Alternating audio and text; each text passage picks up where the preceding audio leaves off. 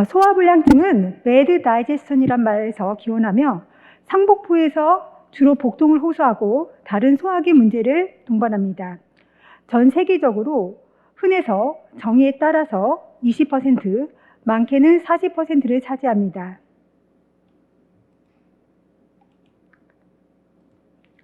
소화불량의 분류는 기저, 임상적 또는 혈액 검사에서 올거닉 디지즈가 발견되는 경우가 30%를 차지하며 펑셔널 디스펩시아는 70%를 차지하게 됩니다. 펑셔널 디스펩시아는 전 인구의 10%를 차지하며 2016년에 롬4 크라이테리아가 나왔습니다. 이는 롬3와 비슷한데요. 보다 서브타입이 포스트프란디알 디스트레스 신드롬과 에피가스트릭 페인 신드롬을 강조하며 GERD와 IBS를 FDA 스펙트럼으로 보고 있습니다. 롬4 크라이테리아에 따르면 적어도 6개월 전에 증상이 시작하여 최근 3개월간 다음 중에 한 가지 증상이 있어야 합니다. 식후 포만감과 조기 포만감, 상복부 통증, 상복부에 타는 느낌이 있고 위 내시경에서 구조적인 문제가 없어야 합니다. 포스트프란디알 디스트레스 신드롬은 일주일에 3번 이상 식사를 마치고 나서 식후 불편감이나 조기 포만감으로 정의를 내리고 에피가스트릭 페인 신드롬은 일주일에 1번 이상 상복부 통증이나 타는 느낌이 있을 때를 말합니다. 펑셔널 디스펩시아 FD는 60%에서 포스트프란디알 디스트레스 신드롬이 차지하며 에피가스 페인 신드롬은 18% 정도이고 이 중에 21%가 오버랩됩니다. 포스트프란디알 디스트레스 신드롬은 식사와 관련된 증상이며 에피가스트릭 페인 신드롬은 식사와 관련이 없고 포스트프란디알 디스트레스 신드롬과 에피가스트릭 페인 신드롬이 오버래핑 되는 경우도 있습니다. 펑셔널 디스펩시아의 주 증상은 좀 전에 말씀드린 조기 포만감, 포스트프란디알 풀리스, 에피가스 페인, 버닝 등 외에도 노지아, 합번, 웨이트 로스, 데스 릴레이티드 심텀 등이 있습니다. 펑셔널 디스펩시아는 삶의 질에도 많은 영향을 주는데요. 롱텀 모탈리티에는 영향은 없으나 삶의 질과 일 생산성에 영향을 줍니다. 999명의 스웨덴 사람들을 대상으로 한 연구에서 정상인에 비해서 펑셔널 디스펩시아 환자에서 피지컬 펑션, 롤 피지컬, 바딜리 페인, 제너럴 헬스, 활력, 소셜 펑션 등 전체적으로 삶의 질이 통계학적으로 유의하게 떨어지는 것을 볼 수 있었습니다. 오늘 제가 말씀드릴 내용은 펑셔널 디스펩시아의 진단과 치료, 그리고 식단 관리 순서로 말씀드리겠습니다. 먼저 펑셔널 디스펩시아의 진단입니다. 펑셔널 디스펩시아 진단은 불필요한 시술이나 치료를 감소시키기 위해서 중요합니다. 대부분의 증상이 애매모호해서 올거닉 디스펩시아와 펑셔널 디스펩시아를 나누기가 어렵습니다. 따라서 임상인은 다음과 같은 질환 등을 감별하기 위해서 위 내시경을 시행하는 것이 필요합니다. 우리나라에서는 위내시경 비용이 저렴하여 40세 미만에서도 내시경 검사를 흔하게 시행할 수 있습니다. 기능성 소화불량의 원인은 다양합니다. 비세럴 하이퍼센시티비티, 내장 과민성, 또 정신적 스트레스, 액티브 하이퍼센시티비티, 위 저부의 수능도 감소, 그 밖에도 헬리코박터 파일로리 감염, 위의 운동 감소 등 다양한 원인이 있습니다. 펑셔널 디스펩시아의 가이드라인은 다음과 같습니다. 2020년 국내 가이드라인이 있고 2017년 미국, 캐나다 소화기학회 공동으로 진료 지침을 마련하였고 2015년 일본 가이드라인, 2012년 아시아 가이드라인이 있습니다. 이 중 2016년에 개정된 롬4 크라이테리아에 따른 것은 2017년 미국, 캐나다 가이드라인, 2020년 국내 가이드라인이고 이전의 가이드라인은 롬3에 따른 것입니다. 2020년 뉴로가스트로엔테롤로지 앤 모틸리티에 실린 국내 최신 가이드라인입니다. 40세 이상의 소화불량 환자에서 즉각적인 위내시경이 레코멘드 되고 있습니다. 이것은 어퍼 GI 말리그넌시를 감별하기 위한 것이고, 헬리코박터 파일로리 치료 테스트를 하는 것은 엑시드 서프레션이나 프로카이네틱스에 반응하지 않는 소화불량 환자에서 레코멘드 되고 있습니다. 또한 소화불량 환자에서 다음 같은 알람 심톰이나 사인이 있을 경우에 검사를 시행해야 되는데, 40세 이상, 또 체중 감소, 또 진행하는 연화곤란, 블리딩 사인, 보미팅, 또 위암의 가족력, 또 최근에 NSAID나 엔티코아귤런트, 엔티플레이트를 사용한 경우에는 내시경을 이런 것들은 알람 심톰으로 보고 있습니다. PPI는 펑셔널 디스펩시아의 치료로 레코멘드 되고 있고, 특히 그 에피가스트 페인 신드롬인 경우에 퍼스트 라인으로 권고되고 있습니다. H2 리셉터 안타고니스트의 경우에는 아주 쇼텀하게 사용해 볼 수 있고, 프로카이네틱스는 펑셔널 디스펩시아에서 포스프란디아 디스트레스 신드롬의 퍼스트 라인으로 사용될 수 있습니다. 헬리코박터 파일로리 이라디케이션은 디스펩틱 심톰의 롱텀한 릴리프를 위해서 사용될 수 있습니다. 또한 펀디 릴렉센트의 경우에는 포스트 프란디아 플리스나 얼리 세타에이션의 증상을 완화시킬 수 있습니다. 트리사이클릭 안티디프레센트의 경우에는 기존의 전통적인 방법에 반응하지 않는 펑셔널 디스펩시아 환자에서 효과적으로 사용해 볼 수 있겠습니다.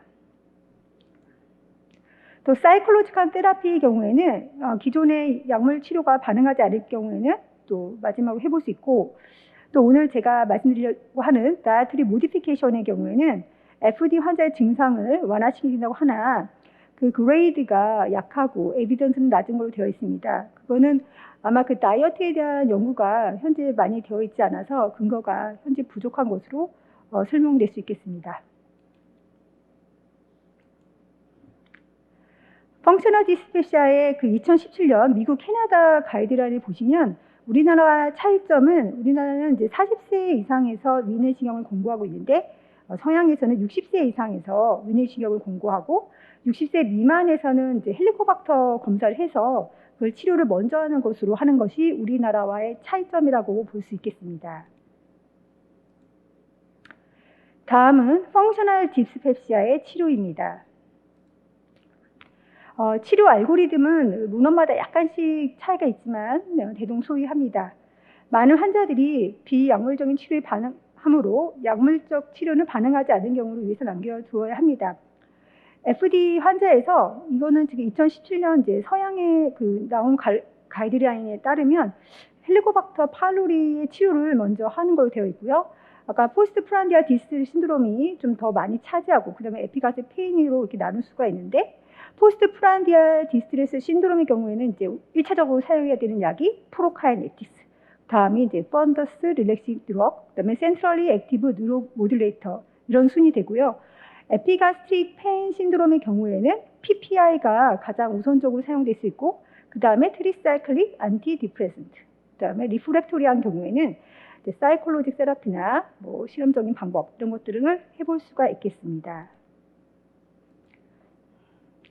그래서 일반적으로 펑셔널 디스펩시아는 일단은 올거닉한 게 디스펩시아의 30%고 펑셔널한 것이 70%이기 때문에 내시경을 해서 일단은 올거닉한 것이 배제가 된다면 환자를 일단은 안심을 시키고 에듀케이션 하는 것이 중요합니다. 또한 그 라이프 스타일이나 그 식사 이런 방법 등을 환자들한테 또 이렇게 설명하는 것도 중요한데요. 대표적으로 보통 이제 소식을 하라고 권유하고 있고, 또 그 지방이 많거나 매운 음식은 피하고 커피, 술, 담배 이런 것 등은 조금 피하도록 권유하고 있습니다. 또한 그 펑셔널 디스펩시아 환자에서 앵자이티나 스트레스 같은 경우도 펑셔널 디스펩시아 예후를 결정하는 인디펜던트한 프리딕터라고 볼 수 있습니다. 그래서 펑셔널 디스펩시아에서 헬리코박터 세균 치료는 이제 서양 가이드라인에서는 이제 우선적으로 많이 권고가 되고 있고요. 그래서 헬리코박터 제균 치료는 환자의 증상을 한 6에서 12개월 뒤에 이제 호전을 시키고 포스트 프란디알 디스트레스 신드롬보다 에피가스트릭 페인 신드롬에서 보다 이제 분명하게 나타난다고 합니다.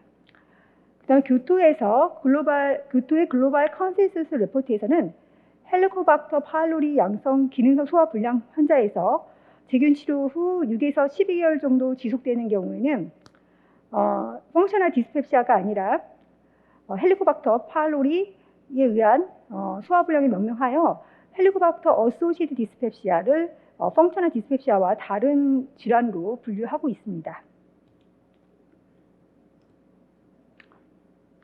다음 프로카이네틱 드러그로는 5-HT 리셉터 애고니스트와 도파민 리셉터 안타고니스트, 그 다음에 모틸린 리셉터 애고니스트 등이 있고요.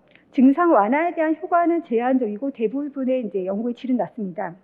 또 이런 여러 가지 그 프로카이네틱스 중에 메토클로프라마이드의 경우에는 5일 정도만 사용할 걸 권유하고 있는데 이거는 이제 익스트라 피라미달 심토물이라는 부작용 때문에 그렇습니다.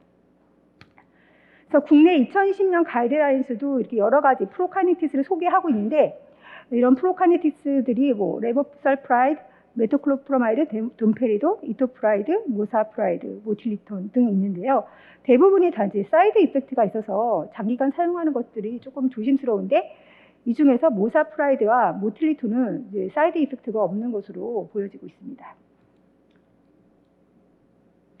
다음으로 포스트 프란디아 디스트레스 신드롬에서 프로카이네틱스 다음에 이제 펀더스 릴렉싱 에이전트를 사용해 볼 수 있는데요. 펀더스 릴렉싱 에이전트는 5-HT1 애고니스트로 대표적으로 이제 부스파라고 알려져 있는 그 부스피론과 탄도스피론 등이 있고요. 우리 국내에는 액토티아마이드의 경우에는 아직 사용할 수가 없습니다. 다음으로 이제 센트럴리 액티브 뉴로 모듈레이터를 또 사용해 볼 수가 있겠습니다.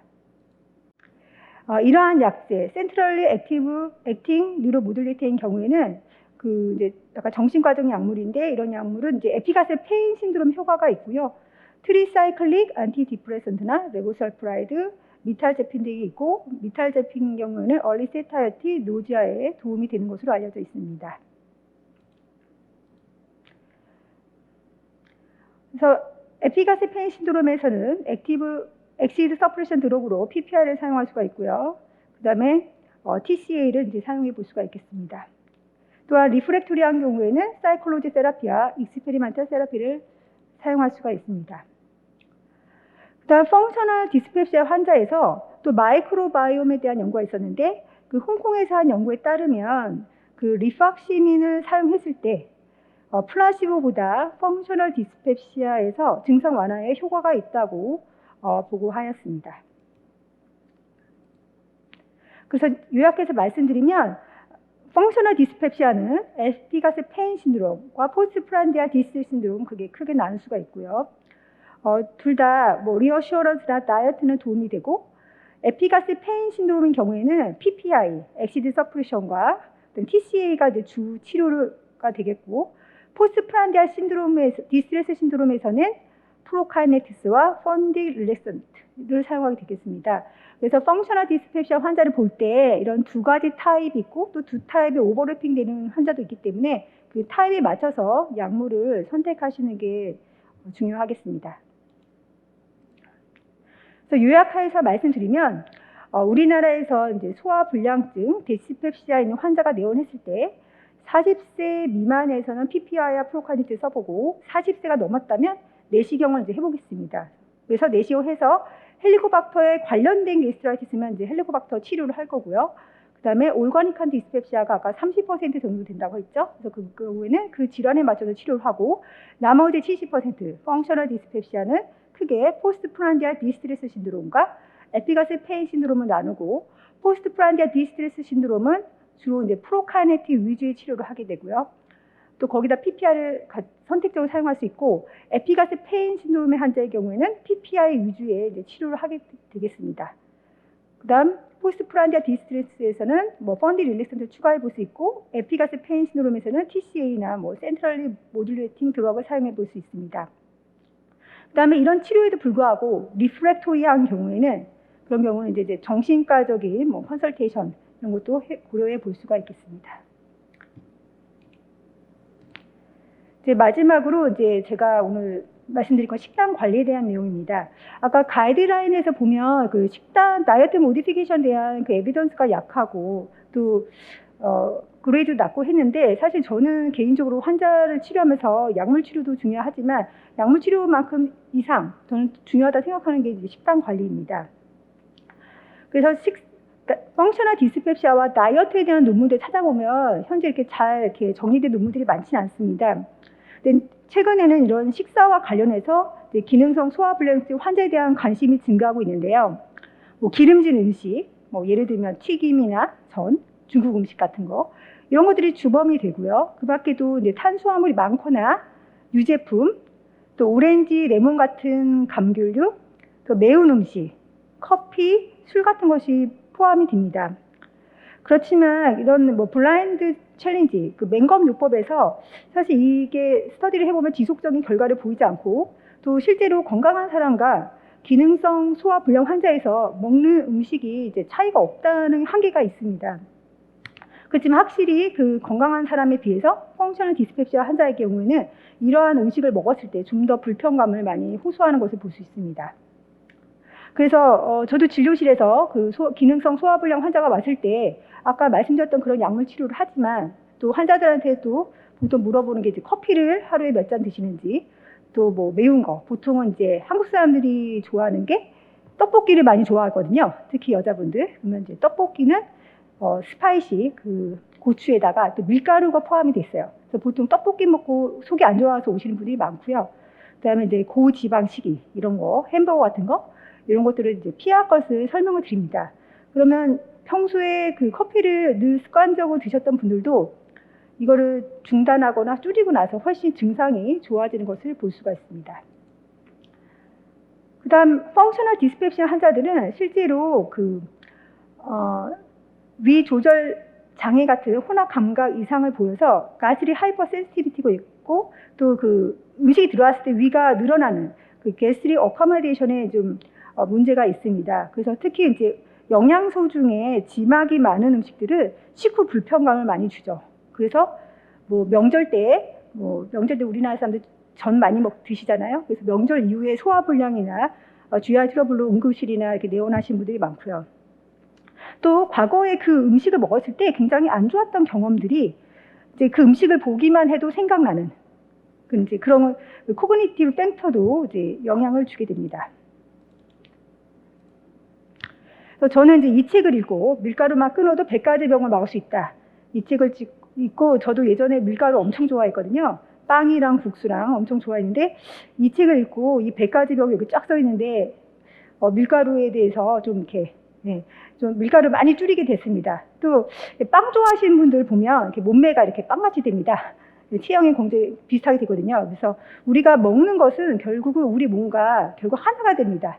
그래서 우리가 건강한 음식을 먹으면 건강해지고 반대로 정푸드를 먹으면 몸이 이제 정크처럼 바뀌는 거죠. 그래서 밀가루 음식이 나쁜 이유는 일단은 밀가루 음식이 사람들이 좋아하는 이유가 그 쫄깃한 맛. 그래서 그 쫄깃한 맛 때문에 이제 좋아하거든요. 근데 그게 결국 글루텐 때문에 그러는데 그게 단백질이고 이제 소화 불량을 유발하고요. 또 이게 이제 지방간을 또 유발할 수 있고 또 글루텐은 중독성이 있습니다. 그래서 빵을 좋아하거나 국수를 좋아하는 사람들은 그 음식이 계속 땡깁니다. 그래서 더 찾게 되고 그렇게 되고 또 이게 칼슘을 배출시켜서 골다공증의 발생의 위험을 증가시키고 또 몸 안에 독소나 노폐물이 쌓이게 해서 염증이 많이 생깁니다. 그래서 제가 소화기내과 오는 환자들한테 그 식단 얘기할 때 커피랑 그다음에 이제 밀가루 몇 가지 이제 알려드린 게 있죠. 좀 이것만 좀 끊어보시고 주의하시라고. 근데 사실 이게 끊는다는 게 굉장히 어렵거든요.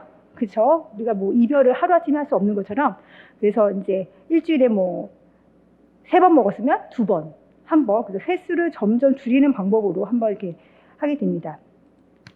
그래서 이제 제가 진료 볼 때 이 사진을 한번 보여줘요. 그러면 이거 맛있어 보이세요? 이렇게 물어봐요. 그러면 너무 맛있겠다고 얘기하시는 분 계시는데 사실 저는 이 사진을 보면 속이 메스꺼립니다. 예, 저도 펑셔널 디스펩시아가 있어가지고 이제 밀가루 다 끊었는데, 근데 이제 이걸 보기만 해도 맛있다고 느끼는 사람들은 이거에 이제 약간 이제 중독이 되신 분들이 약간. 그래서 그것만 봐도, 그 리스판스만 봐도 이분이 이제 음식에 대해서 어떤 반응을 보이는지 알 수가 있습니다. 또 하나 또 제가 추천하는 식사는 그 지중해식 식사인데요. 지중해식 식사는 뭐 심혈관계, 그 이탈리아랑 그리스, 그 지중해 지방 사는 데서 심혈관계 질환을 낮춘다고 해서 굉장히 유명한 다이어트인데, 보통 이 사람들 이 다이어트를 보시면 기본적으로 액티비티, 그죠? 이렇게 여가 생활을 즐겁게 보는 액티비티에 곡물과 과일, 그 다음에 단백질로는 이제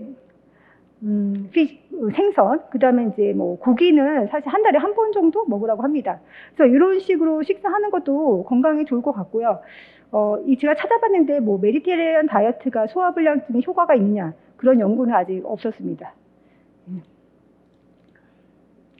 그 다음 또 제가 읽은 책 중에 또 지금 식습관 연구소를 이제 운영하고 계시는 류은경 선생님이 쓴 책인데, 이것도 좀 도움이 됐던 것 같아요. 과일 아침 습관. 그러니까 식사 전 30분 전에 과일을 드시고 나서 라면 소화에 도움이 된다, 이런 내용이었는데, 사실 과일이라는 거는 이제 뭐 미네랄, 비타민, 식이섬유 뭐 이런 것 등이 많이 있어서 식사 후에 먹는 것보다 식사 전에 먹었을 때 효과가 더 좋은 것으로 나와 있습니다. 그래서 제가 이제 요약해서 말씀드리면, 그래서 소화 불량에 좋은 식사 방법. 네. 보통은 이제 음식 명상을 하라고 하는데요. 이건 뭐냐면 mindful eating. 보통 우리 한국 사람들 너무 바빠서 보통 식당 가도 10분 만에 다 드시잖아요. 근데 식사하실 때 음악도 듣지 않고 다른 데 방해받지 않고 자기가 먹는 음식에 온전히 집중해서 이 음식이 만들어진 과정을 생각하며 드시는 거죠. 그래서 만일에 가공식품이나 패스트푸드를 먹는다 그러면 사실은 그 음식은 그리 건강하지 않은 음식이고요. 그래서 음식 명상하면서 천천히 드시라고 하고, 또 30번 이상 꼭꼭 씹어 먹는 거. 왜냐면 우리 침에는 아밀라이즈가 나와서 꼭꼭 씹어 드시면 소화가 또 잘 되고, 물과 같이 먹지 않기.